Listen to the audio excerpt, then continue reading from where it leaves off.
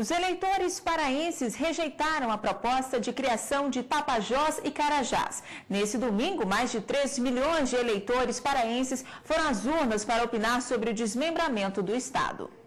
Quase 70% dos eleitores do Pará rejeitaram a criação dos 2 novos estados, Tapajós e Carajás. O anúncio do resultado foi feito 2 horas depois do término da votação, com 70% das urnas apuradas.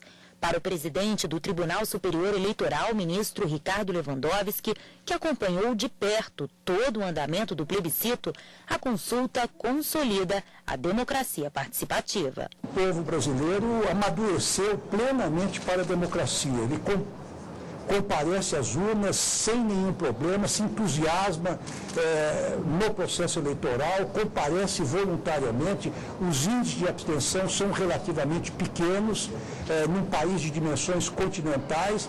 Então, eu entendo que a democracia no Brasil está totalmente consolidada e as instituições republicanas estão também perfeitamente cristalizadas.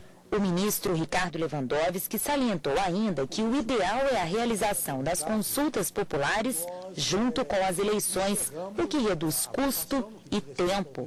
Ele explicou que a partir das eleições de 2012, um software desenvolvido pelo setor de tecnologia da informação do TSE vai permitir que o eleitor utilize a mesma urna em que vota nas eleições diretas, no caso de um referendo ou plebiscito. Não apenas a cidadania está madura do ponto de vista cívico, de participação no processo eleitoral, mas a tecnologia eleitoral brasileira está muito avançada. Com a decisão, o trâmite para a divisão do estado se encerrou junto com o plebiscito. A Assembleia Legislativa do Pará e o Congresso Nacional não vão precisar analisar a divisão do território e a criação dos novos estados.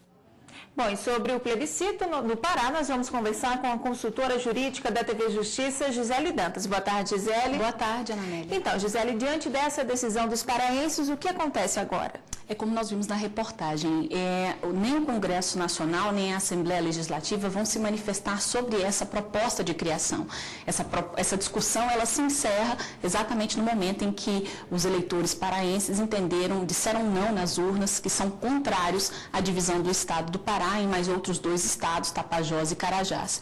Essa manifestação da vontade popular demonstrou que o paraense, ele deseja que o estado do Pará permaneça com o território original. Pois é, e por que a população foi convocada para este plebiscito? Veja bem, Ana Amélia, quando se tem na Constituição Federal a possibilidade de desmembramento, subdivisão ou criação de estados dentro da federação, é preciso haver uma consulta à população diretamente interessada por meio do plebiscito.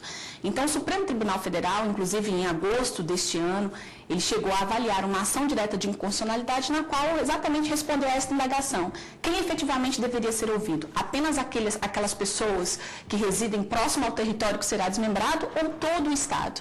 Toda a população do Estado, essa foi a votação unânime pelo plenário do Supremo Tribunal Federal, deveria ser interessada, ser ouvida a respeito dessa proposta de divisão, e por essa razão são eles, a população, diretamente interessada no desmembramento do Estado. Pois é, neste caso, todos os eleitores estavam obrigados a votar. Quem não compareceu vai fazer o quê? Tem como justificar? O que acontece com essa pessoa? O voto obrigatório, ele é obrigatório, de acordo com a Constituição Federal, para aqueles que são maiores de 18 anos e menores de 70 anos.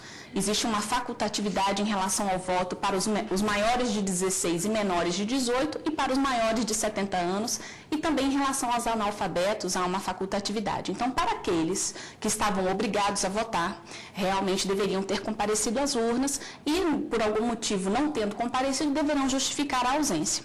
Caso não justifique a ausência, poderão sofrer as implicações previstas na lei eleitoral. Pois é, então isso significa que mesmo se tratando de um plebiscito, as regras são as mesmas das eleições regulares? São as mesmas regras, inclusive até mesmo a apuração da aprovação ou rejeição, ela é feita por meio da maioria simples. Então, na hipótese de não ter comparecido, se o eleitor não justificar a ausência, o que vai gerar? A aplicação de uma multa e, posteriormente, até mesmo a possibilidade de cancelamento do título eleitoral.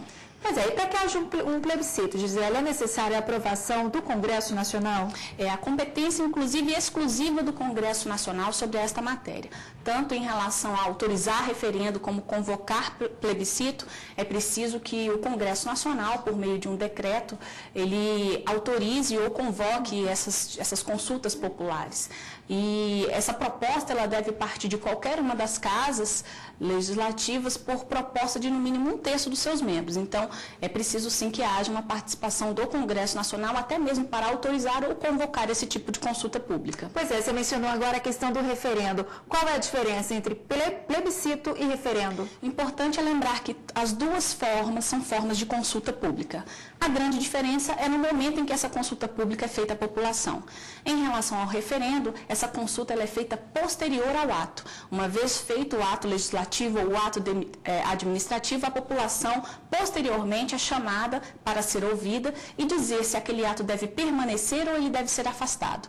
Em relação ao plebiscito, essa consulta popular ela ocorre antes da elaboração do ato legislativo ou do ato administrativo. Pois é, no caso, essas consultas públicas não deixam de ser a expressão da soberania popular, né, Gisele? São. O que acontece? Na Constituição Federal existe a previsão de que a soberania popular ela é exercida por meio do sufrágio universal, por meio do voto direto, secreto e com valor igual para todos. Então, a partir do momento em que você exercita esse direito político, você também está fazendo o exercício da soberania popular. E o interessante é que essa vontade popular, Ana Amélia, ela na verdade ela acaba vinculando o poder legislativo. A partir do momento em que os eleitores paraenses disseram não nas urnas, não poderá haver prosseguimento da tramitação da proposta do projeto de lei complementar visando a divisão do Estado do Pará. Então, acaba que essa vontade do cidadão, do eleitor, ela é vinculativa. Não vai poder haver, por meio de lei complementar, em relação a essa votação que foi feita no plebiscito, a divisão do Estado do Pará. Só um novo plebiscito é que poderia efetivamente mudar essa situação, porque não pode, acaba que a própria participação direta, a democracia direta, ela acaba prevalecendo sobre a democracia participativa. Então, a vontade do povo é a que deve prevalecer. Pois é, no caso, esse plebiscito agora só em 2015, né? Na verdade, o que acontece? A qualquer momento pode ter uma proposta, mas provavelmente não dá tempo para que essa proposta seja avaliada, então só mesmo uma próxima legislatura para que efetivamente seja possível um novo plebiscito sobre esse tema. Tá certo, Gisele, muito obrigada pela explicação e tenha uma boa tarde. Boa tarde.